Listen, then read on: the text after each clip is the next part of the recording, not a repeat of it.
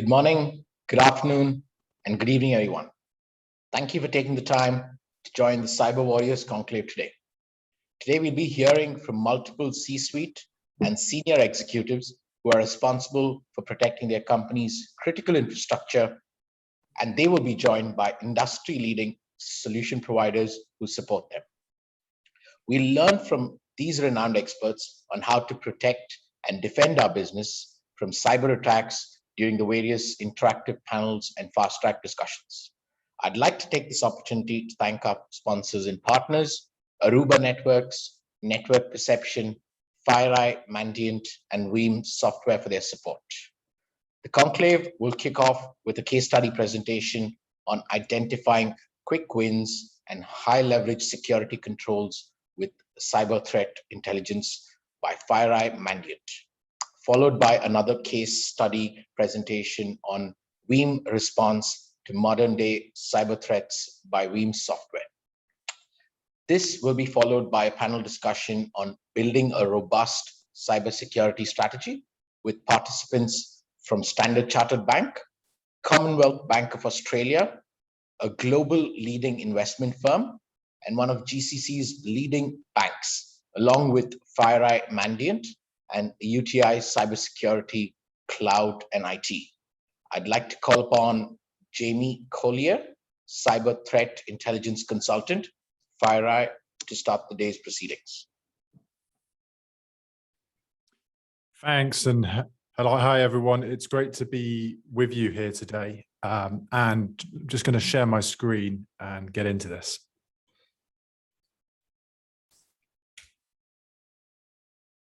All right, so I trust that you can all see my screen now. And as mentioned, I'm going to really be talking about how we can identify quick wins and really maximize our investment in cybersecurity. And I think this is a really important topic. And I think particularly right now, after the 18 months that we've had, really important right now. Why is that? Well, it's a relentless challenge at the moment. I think for a lot of us working in security, we feel pretty exhausted. Why is that? Well, there are high profile attacks, I think every day in the headlines, often on front pages of the news, we're seeing cybersecurity really dominate that agenda amongst senior executives. Within the Security Operations Center, a lot of false positives, alert fatigue there. I think for CISOs, we're dealing with multiple challenges simultaneously, but yet with finite resources. So we've got to be really pragmatic about how we can maximize that. We're seeing constant vulnerabilities being reported in the news, a lot of them deemed critical, and I'll talk about that in a little bit. We've got all these different vendor solutions, got all these emerging threat actors.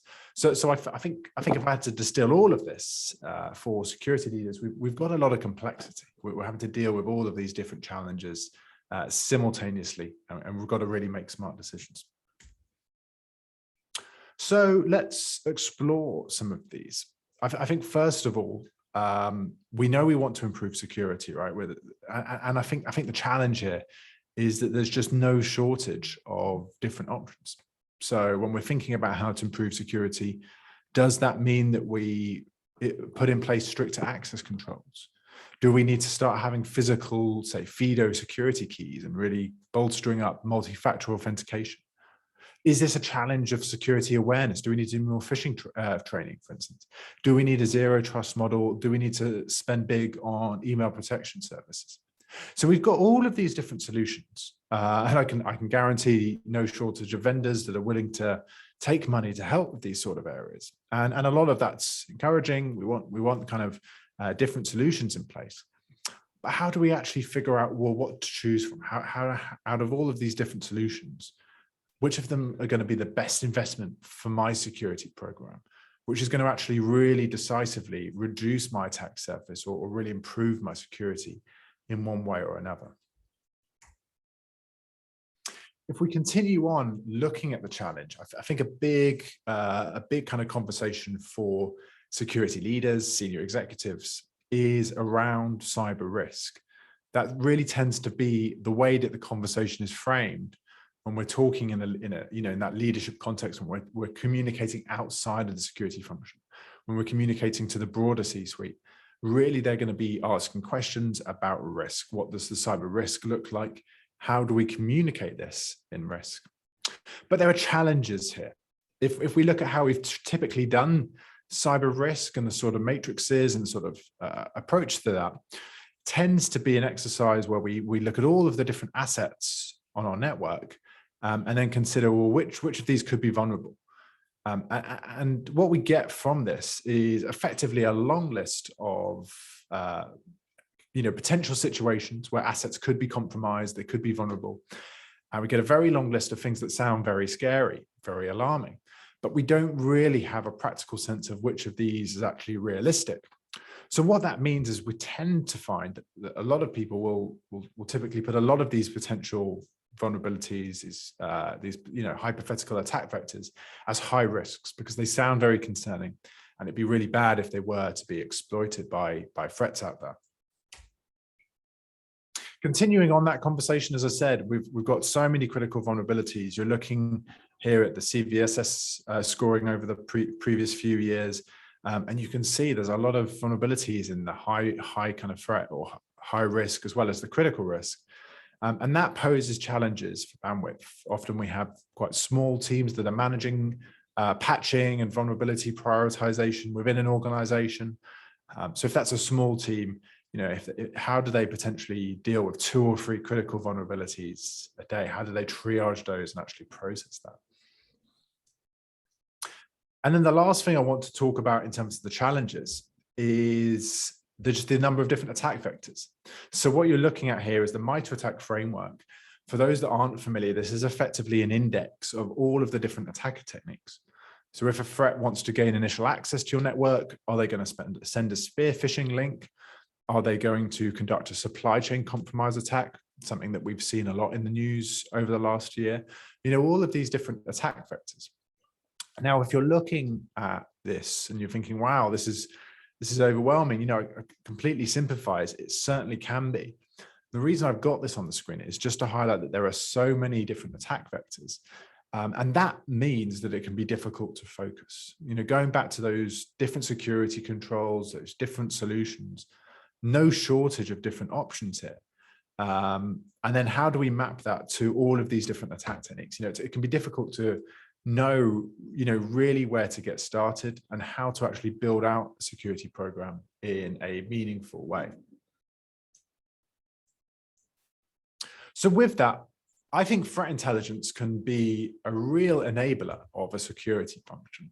I think when we talk about all of these different challenges, I think an overarching theme is a question mark on how we get that level of focus. If we're working in the banking sector, what threats do we need to kind of be concerned about? What vulnerabilities do we need to be concerned about? How do we focus on the cyber risks that actually matter? So I think what threat intelligence does is it helps us to navigate through all of those trends, all of those challenges. And if we can get that right, what we have at the end is a real clear focus on what matters most to our security function. What are the big challenges that we need to focus on? And hopefully, rather than endless different attacker techniques or vendor solutions, we're not quite sure where to get started. Hopefully then we can be really focused on knowing exactly where we need to prioritize, where we need to invest, where we need to dedicate our resources from. So I want to dig into this a little bit. But what is, before I do, actually, it's worth talking through that intelligence-led security strategy. So what we're doing here is we're first identifying relevant threats. This could be, well, what are the threats that are prominent in the banking sector, within the Middle East region, within specific countries? What are the threats that we've seen that are really active across the globe in the last 3 months, for instance? Once we have that insight, the most interesting, the most important question that decision makers are going to be asking is, well, how do we take action on the back of that? I'm going to talk about a few different examples, but it might be about patching vulnerabilities that we know are being exploited, or inserting security controls and detection efforts against areas where threat actors are likely to focus on. And I think critically, if we can do that, if we can both identify relevant threats, but then more importantly, take action off the back of that insight, then I think we're in a really exciting place where, as I said, we've got that focus through threat intelligence. But not only that, we're actually able to improve security outcomes. And I think when we're talking in that leadership context, it's got to be outcome driven. We've got to be focused on that end goal. So what is threat intelligence? I've talked about that broader process. Really, what we're talking about with threat intelligence is providing decision advantage to different stakeholders. So we want to equip those different parts of our security function with the insight that they need to make better and faster decisions. So for example, I've already discussed this a little bit, but what are the vulnerabilities that are currently being exploited by threat actors that are targeting, let's say, the Middle East or the banking sector, for instance? What are those detection efforts and security controls that we can use that will really help us to focus against common attack techniques, for instance? So what we can do is we can look at, say, advice on emerging threats to understand how we can actually mitigate those. So really what we're doing with threat intelligence, taking that understanding of the threat landscape and translating that into action items, translating that into better decision-making across the entire security function. And that point around across the entire security function is actually really important, because threat intelligence has to be relevant. And to be relevant, it means that we've got to talk to different parts of the security function, different stakeholders. And I think threat intelligence is best seen as an opportunity. And it's an opportunity really for anyone working in cybersecurity to make better and smarter decisions. So as you can see here on the screen, I've outlined a few different types of intelligence, but really what I'd ask you to focus on is that column on the right. It's those different stakeholders.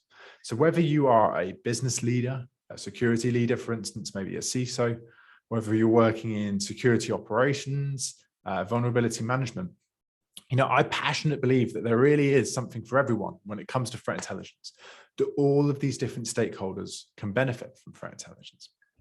So what I want to do now is talk about, we've talked at the start of this discussion about some of the challenges, some of the problems, some of the reasons why security and the industry maybe feel quite exhausting at the moment. Well, how can we make that easier? How can we actually get that focus amidst the noise? I talked about the challenges of cyber risk assessments when we're not quite sure what's practically being exploited. As I said, we've got a load of assets, thinking about how they might be vulnerable. We end up getting a very long list of what we consider high risk, high severity potential incidents. But what if we put threat intelligence in? What if we actually put an understanding of adversary activity, what's going on in the last 6 months within the banking sector?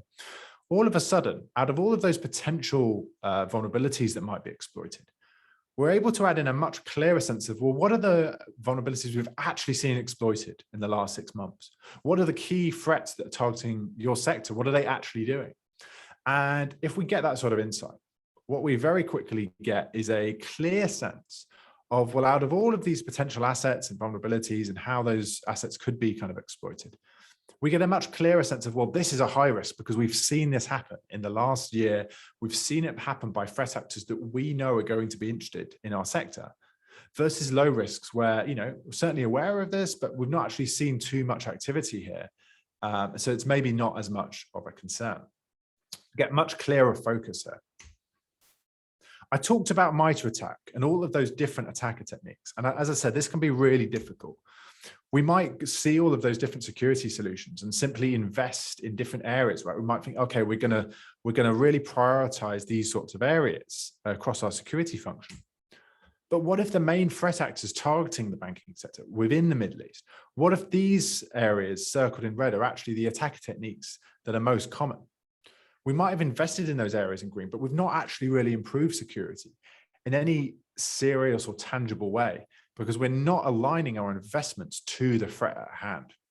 So with that, threat intelligence, and critically, threat intelligence linked to the MITRE ATT&CK framework, can be a real enabler for any security function. So I want to talk through this in a few different ways. I think, first of all, we can very quickly provide, for example, MITRE mapping to specific threat actors, specific malware variants, specific ransomware groups, for instance.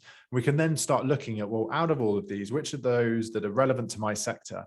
And then I can start to see, okay, these are the sort of attacker techniques that the threat actors I'm worried about are conducting. If I can do that, I can then start to think much more clearly about the security controls that I need. But we can do this for different threat groups, for maybe some Iranian groups, maybe some cybercrime groups, maybe some kind of Chinese espionage groups, etc. But I think we can actually do better than just MITRE mapping. And I think we could do better in at least 3 different ways. So first of all, for those working in the Security Operations Center, threat intelligence can provide much more tactical data, right? It can talk about not just the sort of broad attacker technique, but well, what are the file names, the file paths being created by this threat actor? What are the processes that they're executing? If we know all of that, we can have a much clearer sense of how to hone in our detection efforts to detect threat actors as soon as they get into our network. So if we know exactly how they escalate privileges or move laterally within a network, we've got our binoculars there, ready, looking out for that activity, ready to respond as and when something happens. But at a strategic level, we can also look at this in a much more macro perspective. So for example, let's say there are 40 threat actors that we were concerned about, maybe 40 threat actors that had targeted banking organizations in the last few months. Well, we could look at, out of all of those, which are the most common attacker techniques. So we might see, for instance, here, all of these different attacker techniques are being used, but maybe PowerShell and Command Shell are by far the most prominent attacker techniques. That means out of all of these different areas we might want to be focused on, we can focus on the most common areas. We can get that kind of high leverage security controls. If we can add security controls against these areas, then we're really wiping out large parts of our attack surface very quickly with just maybe 1 or 2 security controls. And as well as that sector perspective, we can also do this from a global perspective as well.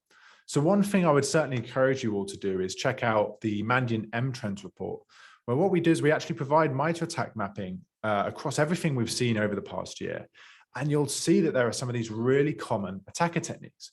So whether that is targeting, via remote desktop protocol, you could see the likes of exploiting public-facing applications, or phishing are really popular methods of gaining initial access, for instance.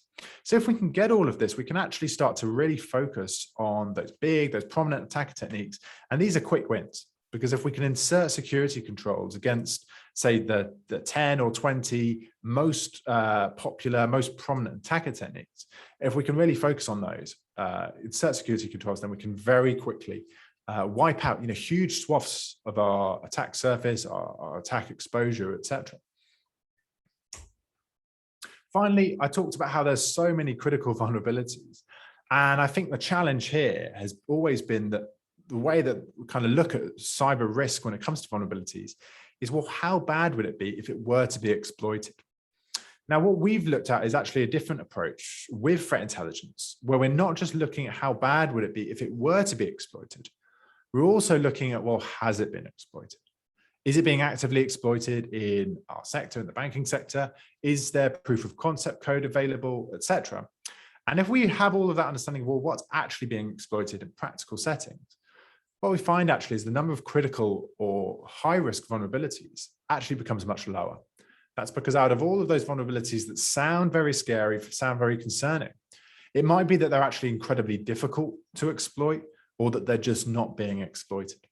So really what I want to finish on here is just that opportunity for threat intelligence and that empirical insight into adversary behavior to actually be able to help us navigate all of the noise in the industry, but I think critically gain additional focus. And I think right now with everything going on in the world, it's that ability to focus on what matters that can be really important.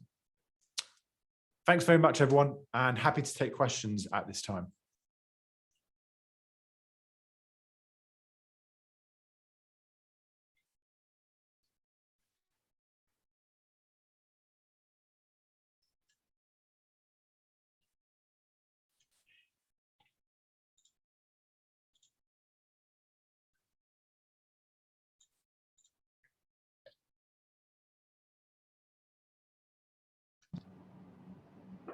I don't think we've got any questions, Jamie. We'll direct them to you if they come through to us. Thank you. Thanks, everyone. Up next, we've got another showcase titled Beam Response to Modern Day Cyber Threats by Saif Rahman, who's a senior systems engineer for Veeam Software. Saif? Hey, thank you very much, Karan. Just want to verify that everybody can hear me and you guys can see me clearly, Karan? Yeah, you're clear. Okay, perfect. Now I'm going to share my screen and we'll just click on.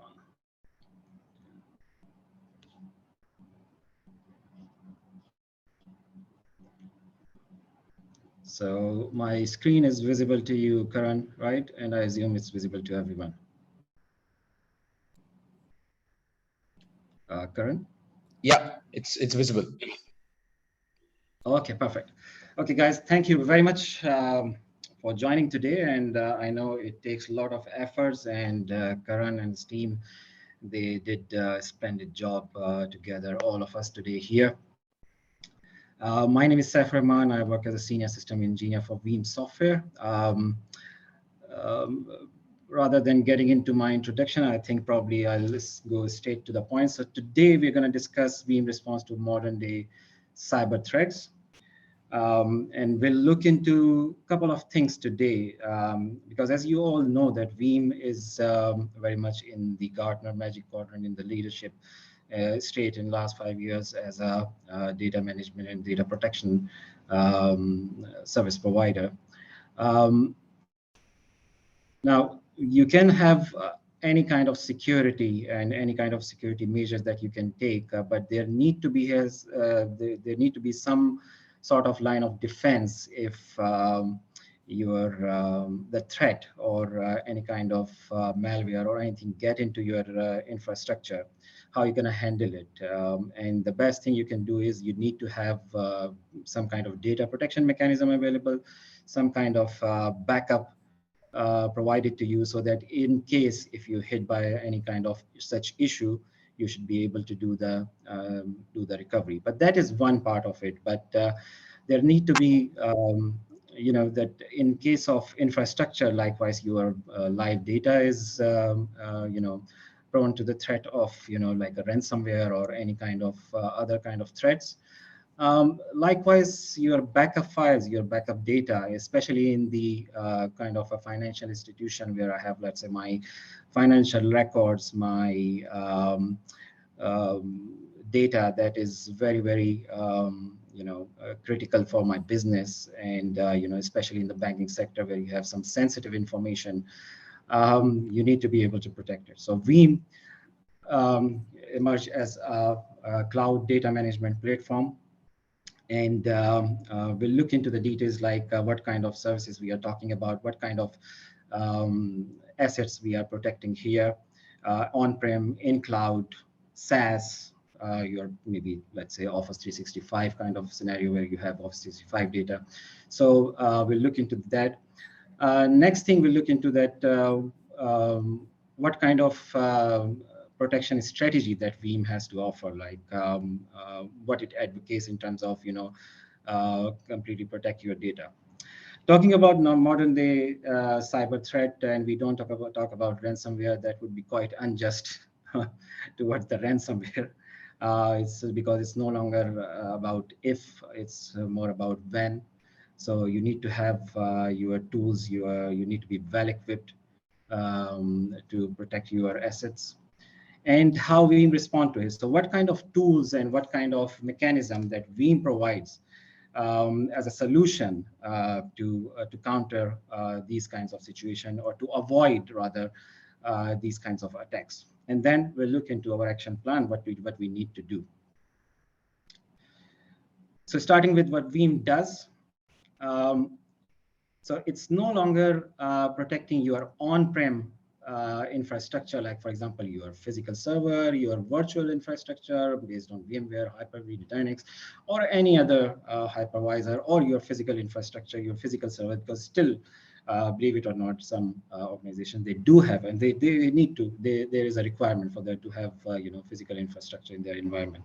Your database and application, their granular recovery, and if I want to restore something out of granularly from my backup. So Veeam provides all those kinds of mechanisms. Plus, Data protection for Office 365. This is a very common collaboration and messaging tool these days. So Office 365, yeah, it's unavoidable that any organization, one way or the other, is not using these services either as a SaaS or maybe on-prem, SharePoint, Exchange, and all those kinds of applications.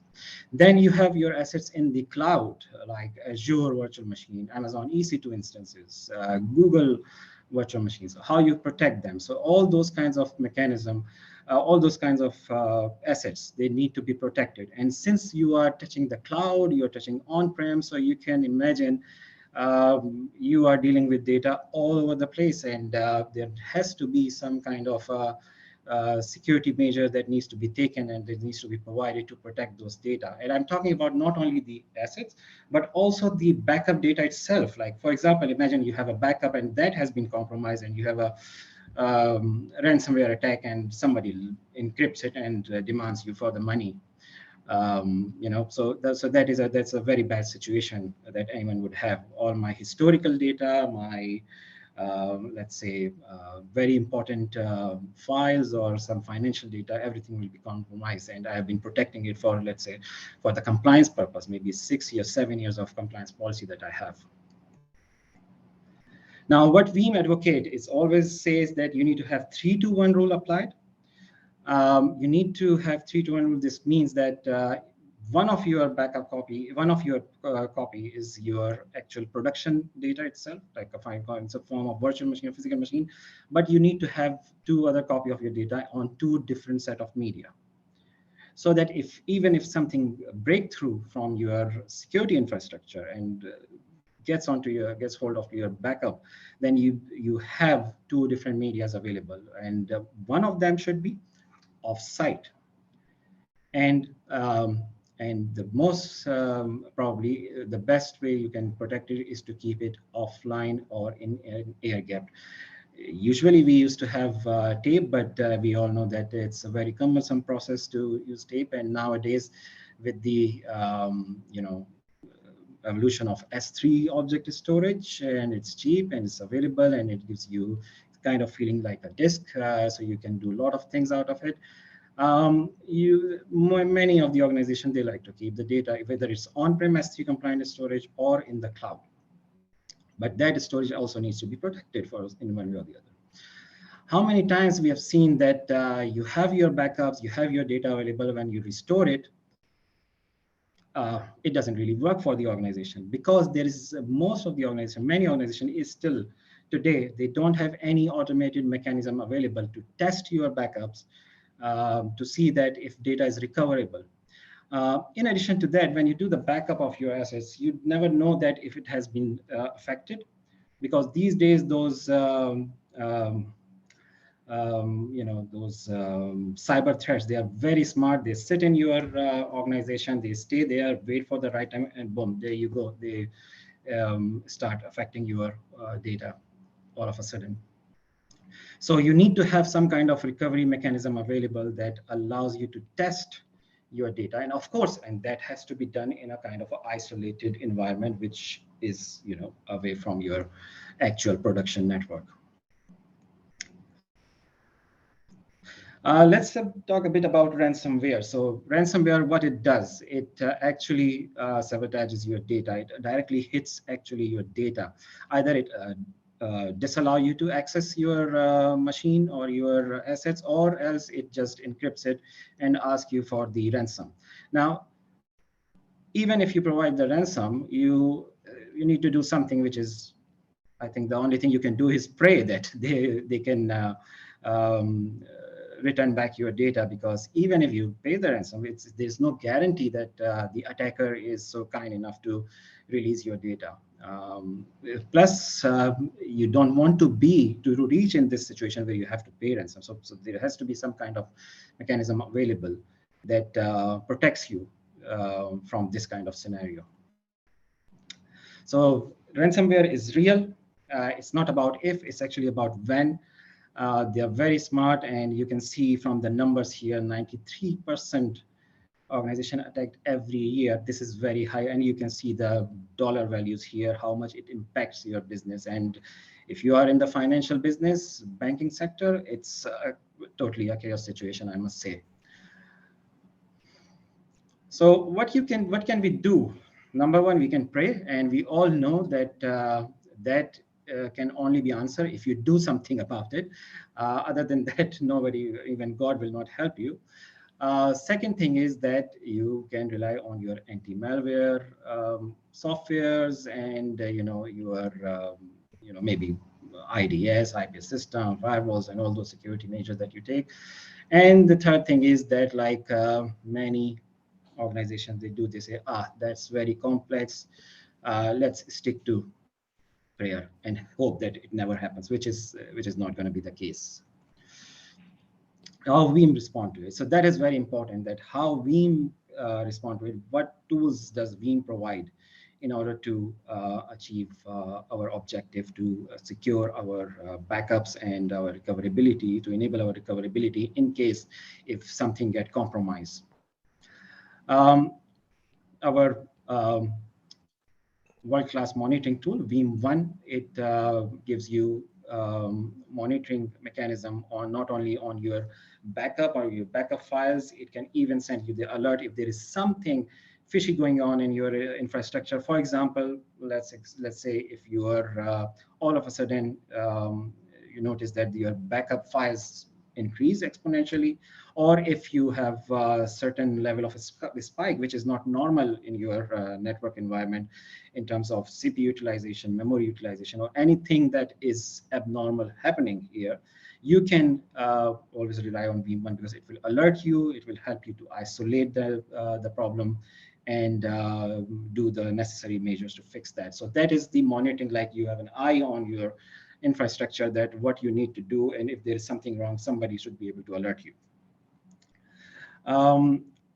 In addition to Veeam One, Veeam also provides you data integration API, and we'll look into that in a bit, like in the upcoming slides, that how it is useful, because it unlocks the endless opportunity for the organization to integrate with their backup files, classify their data, and do a lot of things. It's like endless opportunity for you to deal with your data.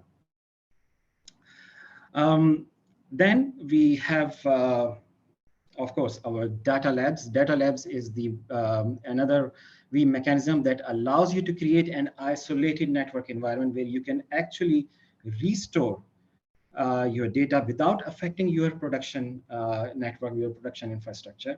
You can restore it just for the audit purpose, compliance purpose, to see that if you have something SLA to follow, dictated by your organization, or else if you want to create a kind of a sandbox environment where you can just power up those machine or dependent machine. I'm talking about like powering up multiple machines, and we have instant recovery available where you can power up your multiple machines from the backup.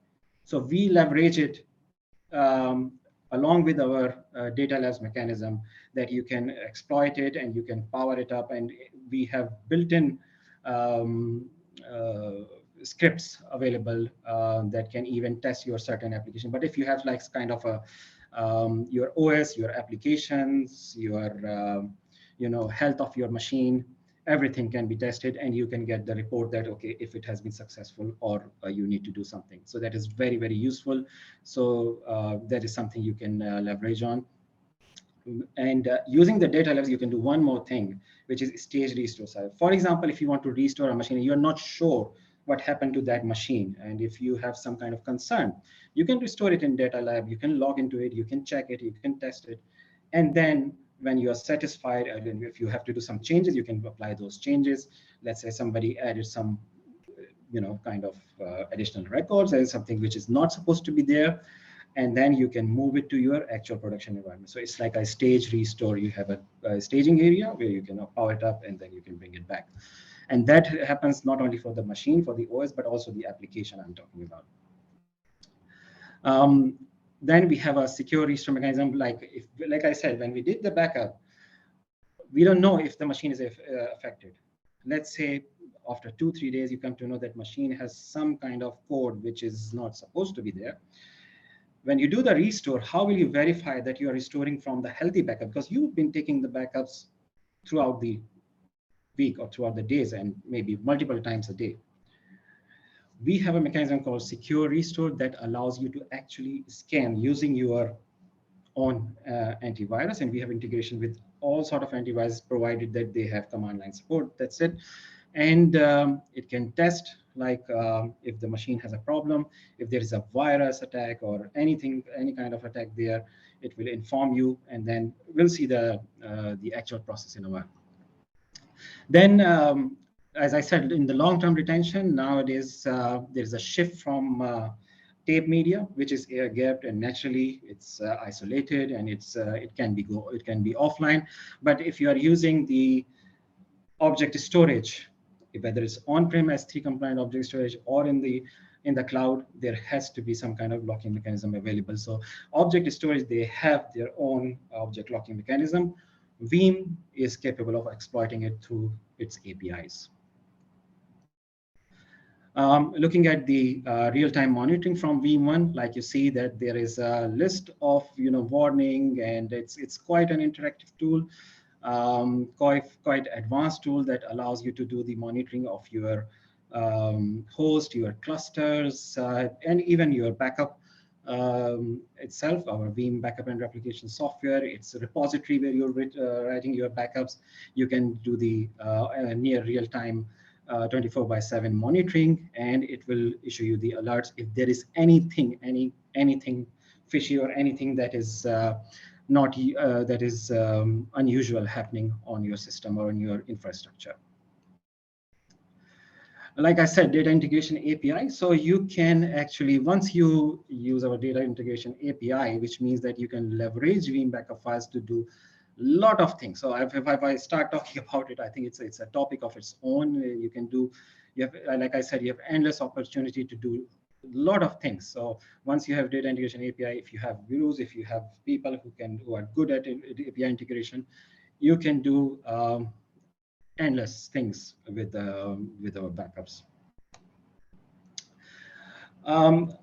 Just dig a little deeper into that secure restore, how it works. So Veeam, once you start your restoration process, let's say if I have this is the example of, let's say, a virtual machine. And if I want to restore that virtual machine, and I don't know when it was infected with the, let's say, virus or any kind of malicious code or any kind of threat, what Veeam does is it uses its mount server to mount that machine and actually scans through its file system and see if there is any threat detected. It gives you two options. Either if you want to restore it, you can restore it with network adapter disable, or else you can restore it, or else you can abort it completely. Like, for example, if you have a very, very secure environment, military kind of, or if you have a financial institution and you don't want to restore at all and you want to try a different image to restore from, you can actually abort it, and you say that, okay, now I want to go back to the previous backup or the backup which was taken before the infection, and I want to try that as well. And if nothing is found, it can straight away allow you to do the restore like a normal recovery. So very, very powerful mechanism that can help you, easily restore your data, your assets, just in case if there is something affected your data.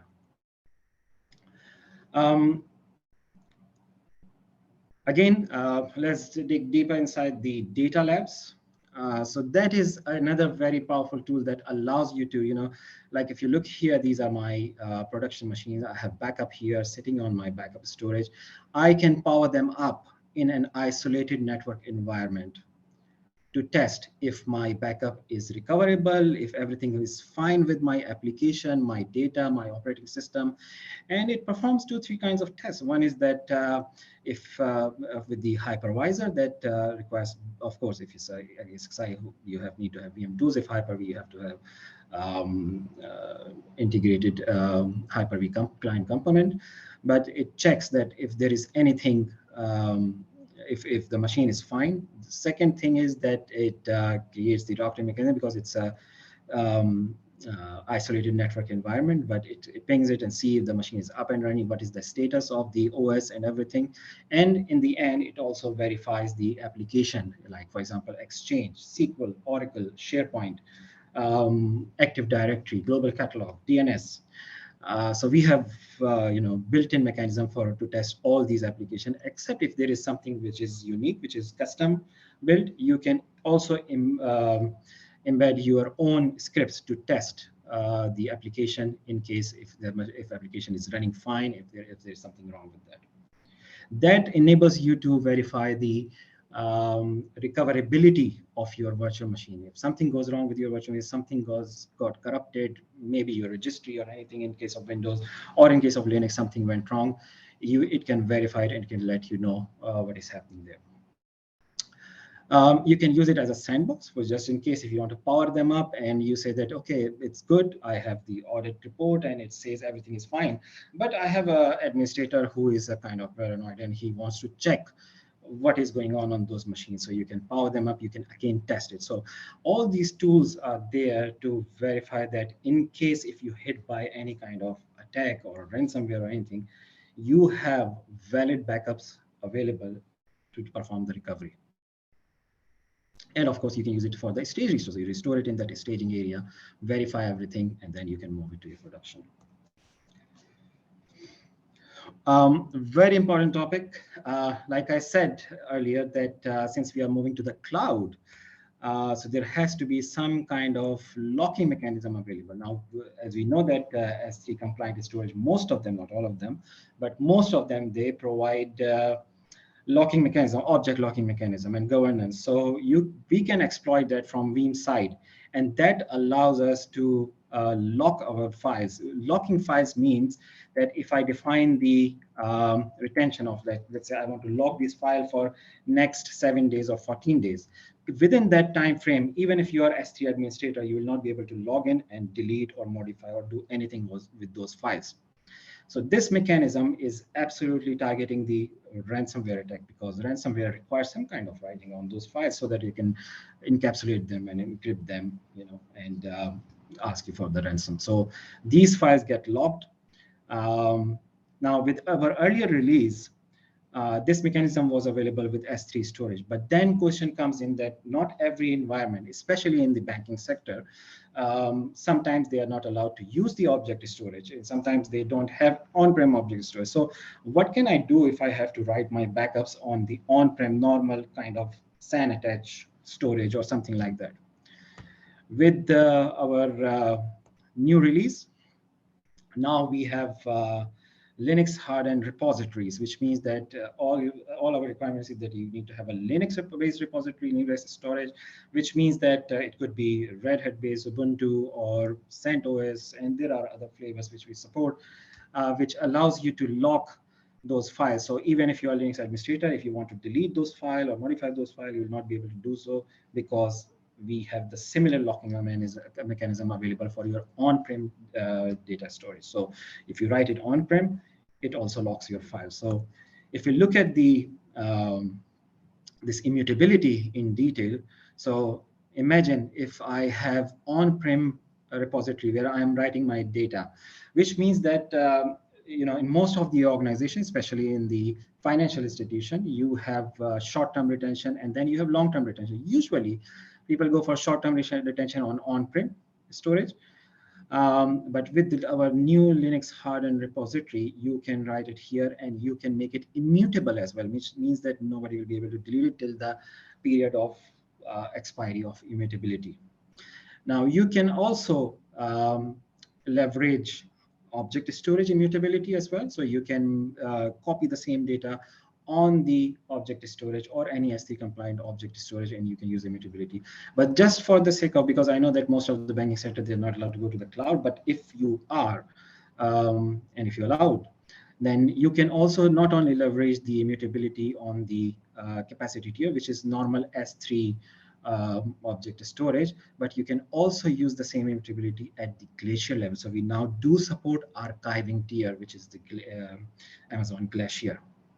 So this immutability mechanism protects your file and is especially built mechanism for the ransomware attack, which is the main threat these days, and everybody likes to talk about it.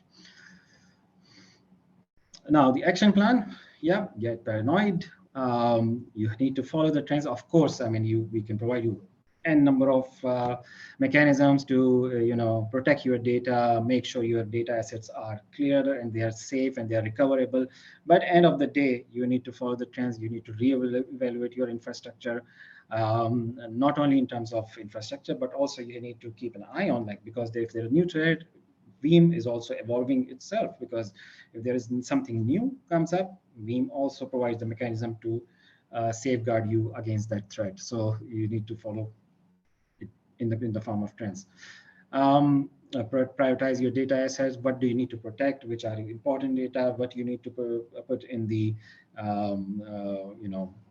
on-prem repository? How do you want to protect it? If there is a requirement to keep it immutable, if there are certain data which is not really that important, so you need to classify and prioritize your data.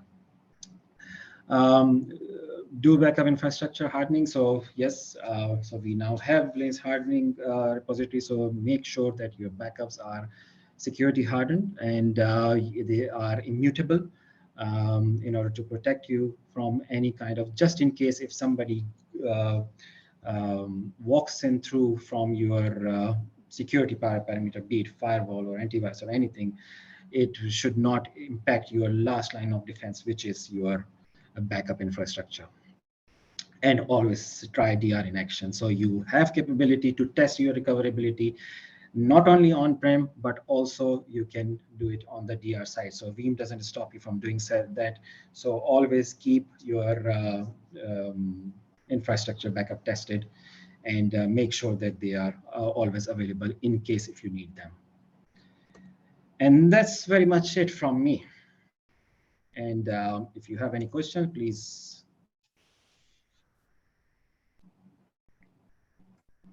Thank you, Saifur, for that presentation. Do we have any questions?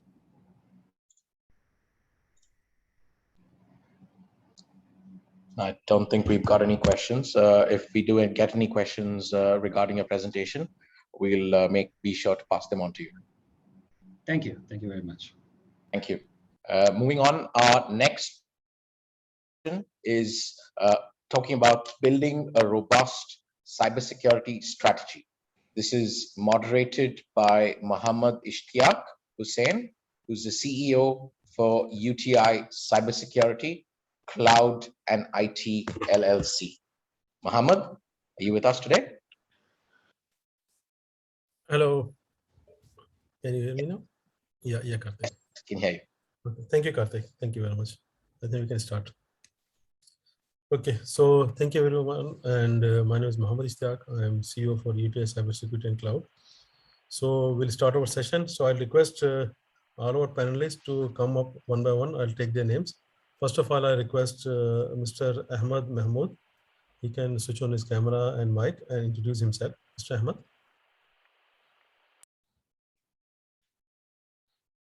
Mr. Ahmad Mahmood.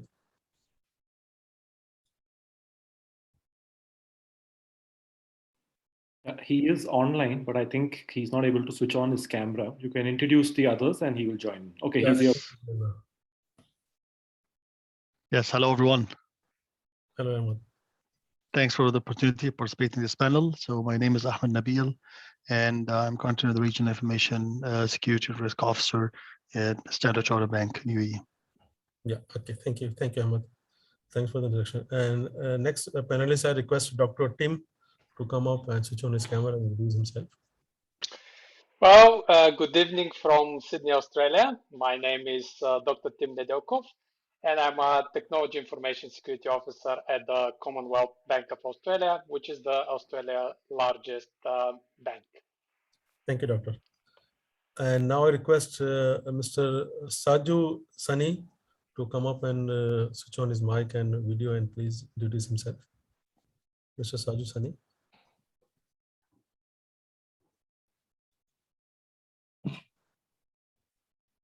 Hi everyone, this is, are you able to see me or? Yes, clear, yeah, we can see you. Hi, this is Saji from Dubai. Welcome to the session. I'm actually cybersecurity manager for one of the leading bank in GCC. And I have overall 20 years of experience in information technology. in that 13 years in amazing banking sector, the sector most attacks are highly targeted nowadays, right? And based on my professional experience, hope I will be able to contribute some valuable input during the session. Thank you, Saju. Thanks for the introduction. Now I request Mr. Mohammed Bashir to switch on his mic and video and introduce himself. Mr. Mohammed Bashir.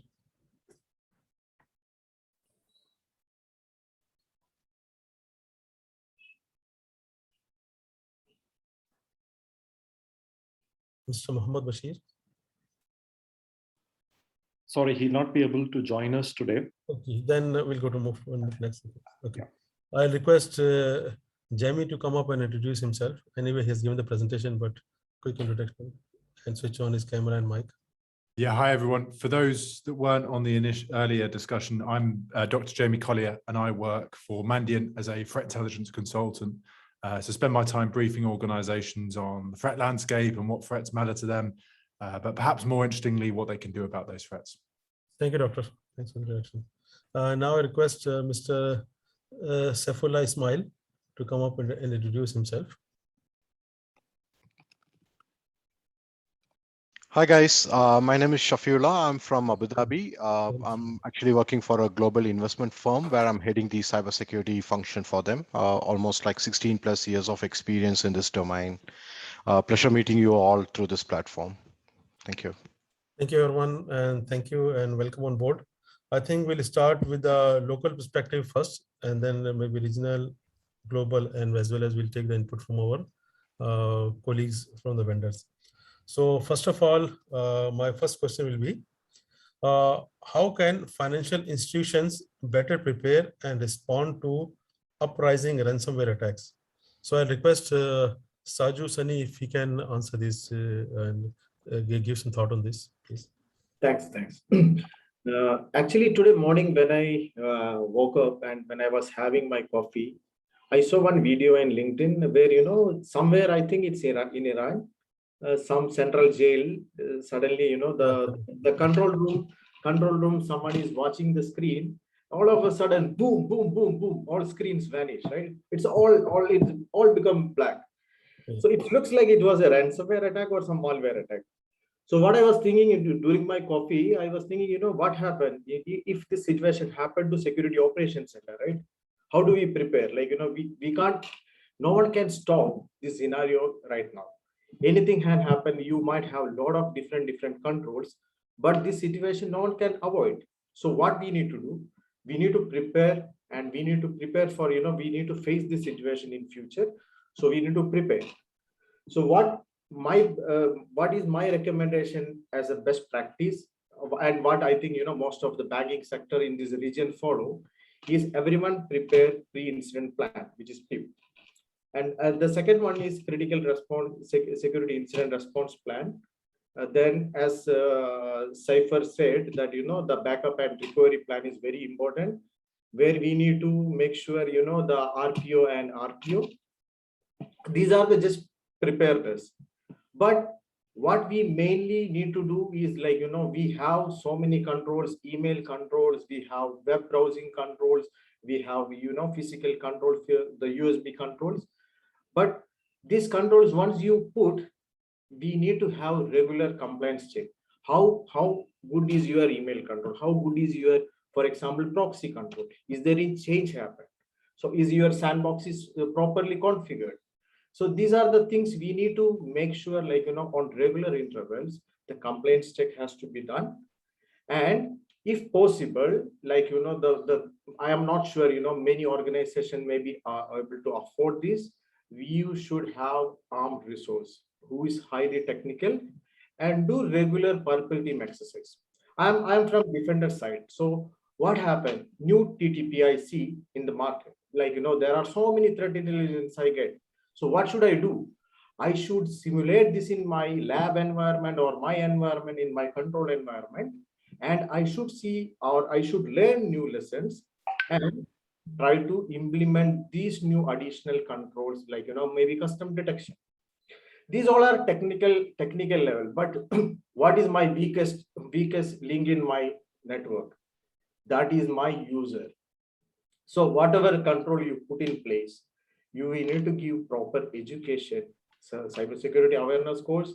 So you need to give it every maybe my suggestion is give every quarterly, right? So what I seen, we give a lot of cybersecurity awareness to the employees, but it happens like, it's because of some regulation, it happened once in a year, but that is not the case, right? We see like people come and leave during the year. So who is giving to the training to the new guys? Is it part of your HR onboarding process? So we need to make sure the cybersecurity awareness session is given when users are onboarded. So human firewall is the best and the strongest pillar to defend ransomware. And not only ransomware, any kind of security incident, right? So they know, the user says, I'm not expecting this mail. I'm not going to click this mail because I don't know the person. I'm not going to open the attachment, right? These are the two main channel where any enterprise can get compromised. Thank you, Sajid. And I request now Mr. Ahmed Mahmood to give us some regional perspective on this. Question is, how can financial institution better prepare and respond to the uprising ransomware attacks? Yeah, thanks a lot, Mohammed. And I think Sajid have summarized a lot of things. But let me say that most of our organizations working in the financial sector field, they know they can become a target for any ransomware, whether they are a big organization, small organization, global brand or not. This is something fact that we are living with due to the nature of this sector and how risky and how it's dealing with a lot of sensitive information. So I would like to summarize this, that all we need to do and what we have read in a lot of books, a lot of courses, maybe not applied, but we need to ensure that we have a kind of a multi-layered approach. This multi-layered approach will be starting from the entry points, for example, things like the phishing attacks, the mails, the malicious mails that come. So starting from this, again, moving through the awareness of the people, as Sajid mentioned, which is one of the main concepts, which is ensuring that we have some kind of email safety education. We have a full training for our staff. We have the right technical security controls as well for systems, devices, endpoints, mobile devices, and so on. We have, of course, been a very nice session before from one of the backup solutions. We have a proper data and system backup. This should be endorsed inside our own disaster recovery and our incident management procedure that all the organizations are adopting. So this is very important because we need our security personnel and technology people to always have a chat and have a discussions with senior management and the business about these data backups and how this can handle ransomware. For example, how this would be effective, what's the timing required, things like the RTO and RPO and all these kind of things. So I would like to summarize it mainly as having a multi-facet or a multi-layer approach covering everything, whether it's human, technical, from the start till the end. Thank you, Ahmed. Thanks for that. Thank you. Now I request Shafiullah Ismail to please give his view on this issue or the challenge. Thank you, Sajid and Ahmed. I think you guys pretty much covered most of the key areas where when any organization needs to be prepared for the ransomware attacks.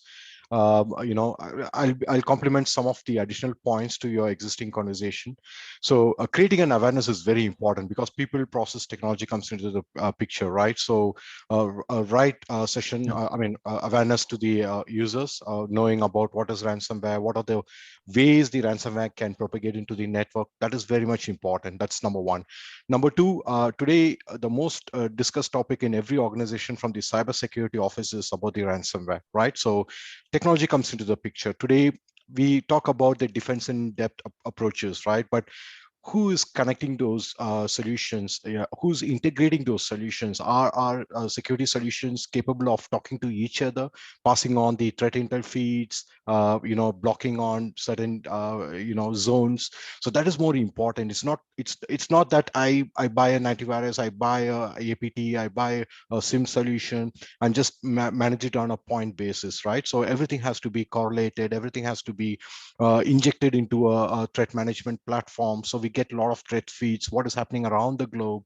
So that's more important. So the technology has to be provisioned in such a way that it has to start predicting the attacks, and that's where the one of the forward approach to block the ransomware is you need to start predicting the attacks.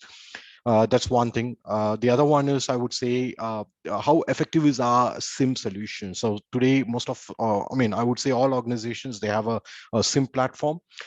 We need to see how we are turning this SIM platform from a traditional approach to a next gen, analytics based approach. So data is more important. So with that data, you can constantly monitor what is the risk area, what is the potential that you may be impacted with the ransomware. You can see the behavior of the emails, what the users are getting, right? So it's more of a behavior based assessment, and constantly, I would recommend that if we want to protect our infrastructure against a ransomware, we need to conduct a security assessment against our infrastructure. We need to run through some of the simulation attacks against our organization in a controlled manner, just to understand like what is our weak areas, the risk areas, and we can immediately mitigate that. Overall, building a robust incident management plan will also help us, because to quickly recover from the service in case if something goes wrong. So that is also one of the key crown jewels in being prepared for the ransomware kind of an attack. Thank you. Oh, thank you, Shafila. So now I request Dr. Tim to give his thought and give us a perspective from the environment where he operates, and what is his thought on this. Yeah, thank you very much. I think the previous speakers kind of covered quite a lot. I think probably I will bring a slightly different perspective. I'm a firm believer on people and processes. You can have the best pieces of technology available, but you still need smart and capable people to actually operate the pieces of technology that you have. So investing in people, making sure that they are up to the standard that you expect.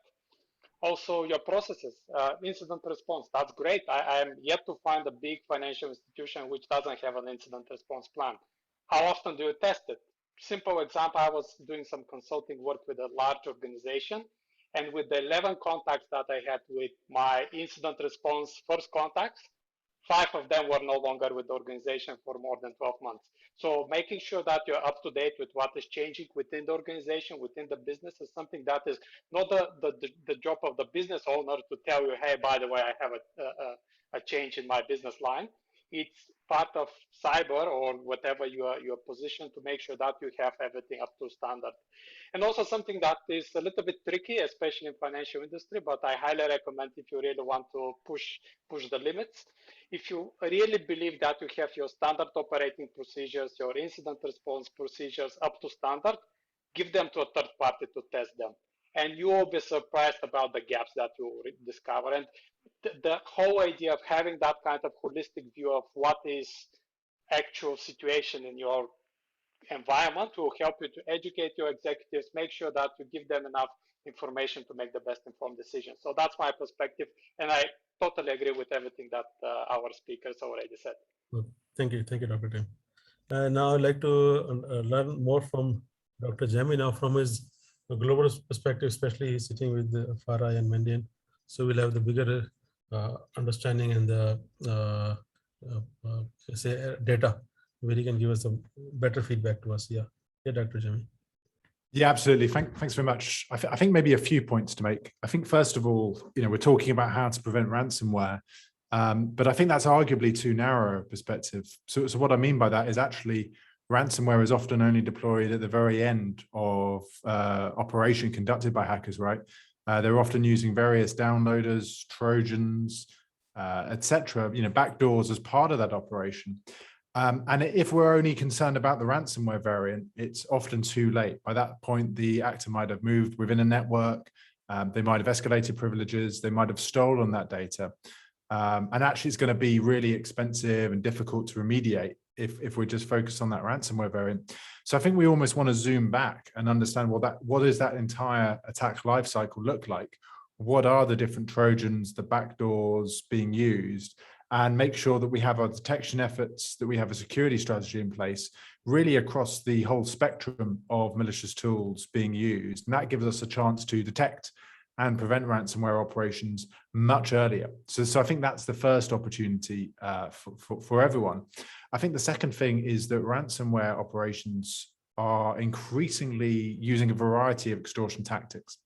So what I mean by that is it's well understood that ransomware often uses encryptors and renders systems unusable, for instance. That's well understood.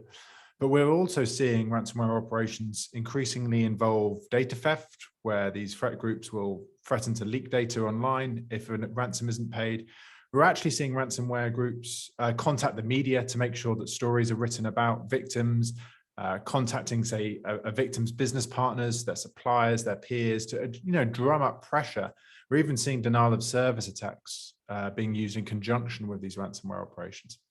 So what that means is that there are a variety of challenges that ransomware represents, and that leads to a variety of responses that are now required.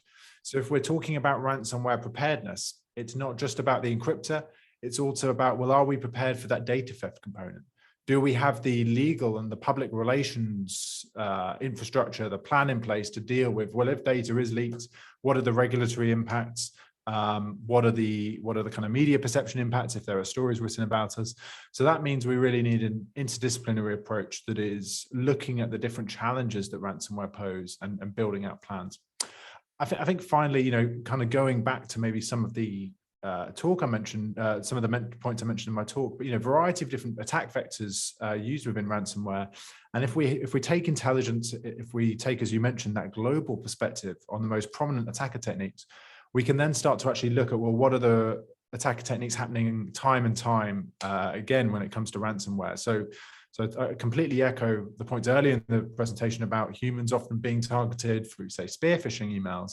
But we also see a huge amount of focus from ransomware groups on the likes of targeting remote desktop protocol, exploiting public-facing applications, for instance. So I think we want to just be aware of those common attack techniques conducted by those ransomware groups and really make sure that we're focusing on those as well. Okay, thank you, Dr. Jami. So now let's take another question now, different one. So question I will ask again to Mr. Saju Sani. So Hussein, I just want to add one point in the. Yeah, please. Yeah. So we see there are few techniques which recently people are following, like the deception technology, right, where they have decoys sitting in their organization. Mm-hmm. There might be chances, this ransomware attack, like this can be lured to this particular decoys. That is one. Also, maybe in the past you might be seen that there are so many news where one particular company called ransomware hit, then they did some incident response, but after 6 months down the line, again the same company can again hit. So I think there are some what you call sleeper cells in the network, right? Because they know they have the persistence in the network. They will activate once they get the ransom pay. Then maybe after 6 months, the sleeper cells will be activated. So when we are doing that the IOC, the TTP and IOC collection, then we also need to consider this kind of situation where there will be presence of sleeper cells in your the network. Yeah, I think this needs an holistic view and starting from basics to make sure you're, as everybody explained, that your patching is done on a timely basis and your vulnerability scans are happening on the timely manner. Yeah. Our patches are being applied and fixed on a timely basis. So these are and plus there are several operational challenges are also there which are being faced by organizations today. Yeah, thank you for your thought. Okay, so the next question is now, and this for all the panelists, that how can emerging fintech companies best uplift cybersecurity capabilities to ensure secure products and services? So this question goes to Saju first. Yeah, the fintech companies, like there are many fintech companies arising recently, and they all developing a lot of amazing product. But the main thing what we see, like most of the product, because they may not have that much fund, so what they go behind open source, so that they have very good developers, but they are lacking security in their DNA, right? So now, when they onboard resource, who is the developer or who is the fintech, the founder, they need to have at least the DNA security in their entire process, and they need to follow at least, if you know the CI/CD pipeline, then code review, whether it is static review or dynamic review, this should be followed in entire process, right? So what we've seen recently, most of the financial sector or any sector, what we are suspecting, like, it's not the APT guys directly hitting my web server, or they are sending some email, they are coming through supply chain. Supply chain attack is the number one thing in 2021, right? So we heard a lot of news. So this can be like, fintech companies can be used for supply chain attack. So my experience, my previous experience with vendors, like, what we need to do, at least for governance side, we need to do third-party assessment when we are having fintech company engagement. At least we need to have some standard, like, they need to follow the best practice, industry best practice standards, and they need to have complete life cycle of security reviews. That is my thoughts. Thank you, Sajid. And Mr. Ahmed, your thought on this, please. Yes, thanks, Mohammed. So I'm always coming after Sajid, making it difficult for me. No, what I want to say and add on top of what was mentioned, a couple of things. So first of all, the identity. So with all these fintech and emerging technologies, we have this what's called the digital identity verification. And there have been a recent, I think, statistic mentioning that this digital identity verification is predicted to reach something like 13 or 14 billion by 2024. So I think they need more improvement on these kind of things instead of the normal passwords and biometrics, maybe some kind of OTPs, as well as maybe risk-based authentication, adaptive authentication based on some location, device, biometric. This is something most important to be added. Another thing, we've mentioned the third-party components or third-party service and the reliance and how we can do the assessments. So they will be dealing with a lot of third-party requirements like the payment gateways, analytics, social media, whatever, social networks, sorry. So they need the proper assessment as mentioned, or limiting and decreasing this number of products and trying to develop these components from scratch by their own. This would be something added as well to each other. A lot of also fintech and emerging technologies are going to the cloud. And when we think about the cloud, we need to ensure that we are picking the right tool that can manage all our cloud solution in full integrity, regardless whether I'm in AWS, in Azure, or whatever. This is something very important, the integrity of these tools.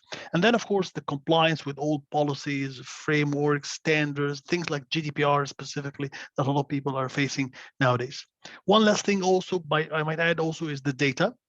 So a lot of this fintech business that's working on a kind of a sensitive data. So they need to develop some kind of procedures in their tools to regulate this data, who can access it, granting the permissions, revoking it, all this kind of thing in their tools. So that's in a summary, what's my perspective on this question. Thank you, Ahmed. And Dr. Tim, your thought on this, please. Yeah, that's a great question, especially, I mean, fintech is emerging and is not going to slow anytime soon. Yeah. In some cases, the fintech companies have the advantage because they don't need to deal with 40 years old infrastructure in some cases. One of the best things that I've seen is implementing cybersecurity as part of their DNA from day one. Yes, they don't have a lot of money, but if you look at some industry best practices, there are quite a lot of things that even a small group of developers can do with, let's say, alignment with PCI DSS, ISO 27001, some specific things that can be part of the day-to-day operational practices. Something which is also very important is look at for some small incremental things that you can do over time. Don't expect to, boil the ocean overnight. Also, especially if you are in some sort of partnership with a big financial institution, be honest with them. If you have something that is not in place in your network or in your environment, just tell them. There's a high probability they invest 50 times more money and the resources in solving more or less similar problems. And if the value of your products is clear, of your services, some of your partners will actually invest in you and make sure that you're up to the standard, because you're as strong as your weakest link. And unfortunately, in some situations, the fintech companies are weakest links, and they need to make sure that they're up to the standard and build trust with their bigger partners. That's my view on this question. Yeah, thank you. And now I request Dr. Jami to give his view on this. Thanks, Mohammed. Yeah, I think the first thing to say is that fintech obviously has its own challenges, but it does also face many of the same challenges as any other sector. So I think in that sense, the fundamentals are always going to be vital. I think especially as others have alluded to, a lot of these fintech companies will be emerging. There's an opportunity there to get the basics in from day one, but I think just making sure the fundamentals, thinking about the likes of phishing, the likes of remote desktop protocol or public facing applications, appropriate segmentation, all of that really important. And it can be easy to forget about that when we think of more exciting solutions. I'd also echo Saju's comments earlier around developer environments specifically. We see a lot of risk there, bringing in different plugins, different libraries, all of these sorts of open source tools. That's something that we see a lot of. There's a huge kind of supply chain threat there. So I think that's really important, and to really focus on those developer environments. Now there's a bit of a trade-off there, right? Because within those developer environments, we want our developers to actually be able to take risks, to be experimental, to look at different ways of doing things in a creative way.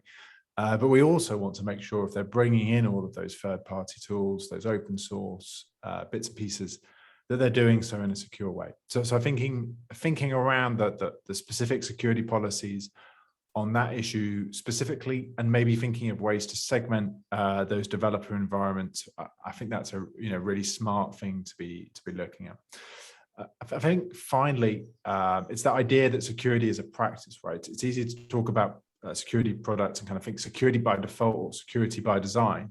Really, I think it's more about security as a practice. So what are those long-term habits, routines that are going to be in place to make sure that those products remain secure even once that they have been developed and kind of released? So thinking about how vulnerabilities are going to be researched, how patches are going to be released, how they might kind of communicate with customers about the importance of all of this. I think that's all going to be really important as well. And what do you recommend in terms of life cycle, for example, for the fintechs? Because if they have to start development from scratch, so definitely they have to follow some sort of life cycle, for example, DevSecOps sort of scenario. So where they could be better prepared and can develop an application which are more secure, because as everybody agreed, that fintech is a need, and innovation can be brought there with these fintechs. But definitely, as everybody mentioned rightly, that security is also key, which has to be taken care. Yeah, and I think massive opportunities, right? I think if you're starting afresh, the opportunities to go via, say, cloud providers and get the kind of scale and the efficiency benefits there, as well as in many respects the security benefits of using these kind of bigger service providers. I think the only thing I would say there is, even if you are kind of going with that option, it's important to take ownership over security, right? So if we're kind of going to go in the cloud a lot, it's easy to think, oh, it's the cloud provider's job to manage our security now. We kind of don't have to worry about it. But actually, when we look at our intelligence and the sort of threats facing cloud providers, a lot of the exploitation is around misconfiguration, use of stolen credentials, etc. So it's really important, even if you are kind of outsourcing parts of your developer environments, part of your network to the likes of Microsoft, Amazon Web Services, etc. It's important that you still retain responsibility and ownership over how that sort of area of the network is going to be secured. Thank you, Doctor. And Shafira, now a different question to you. The question is that how are third-party like suppliers, service provider, security threats and gaps are handled in this part of your wider security strategy? So basically, question is related to third-party security threats. Yeah. So, I mean, having the third-party security controls is very important, right? Because cybersecurity as a whole, it's no more a silo approach. It's going to be organization-wide, and of course, it's also going to be extended to whoever the partners we deal with, right? Most companies work closely with partners, service providers, and customers. Hence, it's utmost important to have a third-party security policies or a guideline so that we can constantly enforce that to our partners to ensure that they adhere to certain security measures even before they connect to our network. That's one important thing. The other one is whenever we opt for any services, like either it could be an IT services or an application, or it could be from the cloud, there should be a proper due diligence exercise carried out. So basically, we follow certain requirements, like we ask the service provider to provide us with SOC 2 Type 2 report. We also get to know about their security posture through certain collaborations with those companies. We ask them what is the current the risk level of your cybersecurity posture. So that is again one thing which is very important. And I remember one of the panelists was also mentioning about the supply chain attacks, because that is seriously, it is a matter of discussion. We need to look in more detail because that is one of the threat vector, I would call it as, because we are protecting our perimeter, we are protecting our email gateways, we are protecting our internet segment. But when it comes to the third party, definitely that is again a weaker side of a cybersecurity space. So we need to ensure that proper due diligence and proper checkpoints are being placed in order to ensure there is proper adequate security measures are there. So one thing is you can do a constant security assessment against a network, which can be covered as part of the contractual. Either it can be through a third party, or it can be we can request them for some generic report like SOC 2 Type 2 reports. And onboarding, and one more important thing is the offboarding, because when we onboard, we do a due diligence, but when we offboard these services, that is the place where we leave our data, or we leave some footprints with the third party, right? So we need to ensure that even that is getting removed completely from the third party's network. So these are some of the key areas when you are looking at the third party's service provider security. This is something which we need to look at on a collective approach. Yeah, thank you, Shafila. So now our final question. I think we're also reaching towards the end of our session. So question here is now, how can regulators enable and support better cybersecurity practices across the BFSI sector? I think we are one of the most regulated sector. So first of all, we would like to hear from Ahmed. What are his thoughts on this, please? Mr. Ahmed. Mr. Ahmed Mahmoud. Yes. So when it comes to the regulators, so they play a critical role. So in our sector, I think the regulators oversee three main areas, which are the banking, the financial markets, and the consumers. I think the most important thing, what's required for them to support the security and security community, which is the establishing the proper, and when I say the proper right security frameworks and standards. And by this, we need to reach some kind of a consistency across these kind of standards, across these frameworks, and ensure it's maybe stemming from the same root or applying the best security practices in it. This is very important because these standards and these practices and these regulations are one of the main topics that most of the security professionals and CISOs working on the financial markets will be dealing with this. So we need to ensure that we are using the right and proper wording, the updated security practice in it, the right vocabularies, and communicating the best concepts and practices to everyone. Another thing also that might help, which is maybe by providing some tools, templates, samples. This might help also other financial institutions when developing again and assessing the risks in their organizations.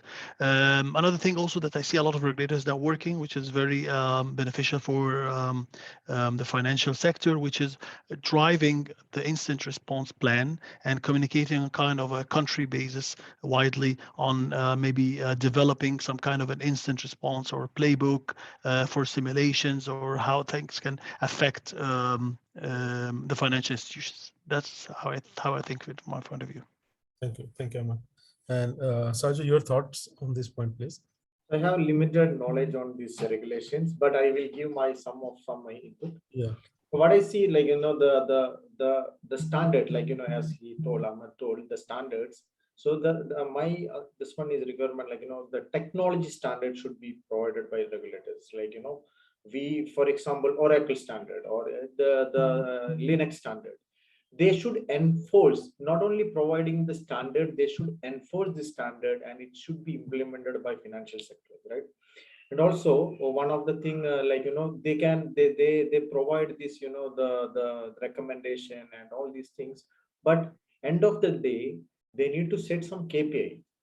Bank has to do this, or the financial institute has to do this, and there should be some mechanism to gauge the KPIs end of the year.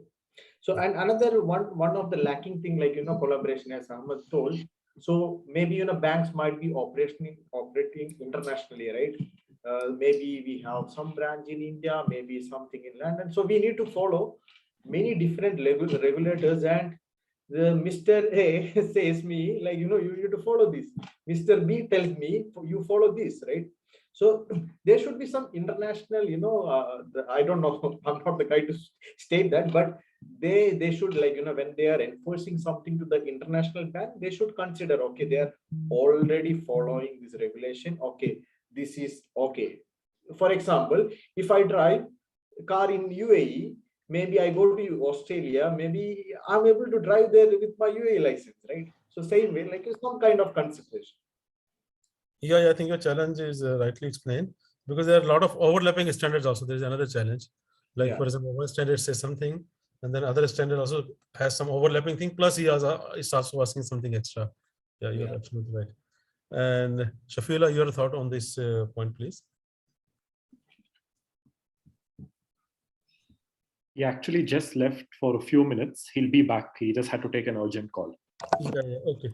And then we can, Dr. Tim, if you can give a thought on this regulatory related.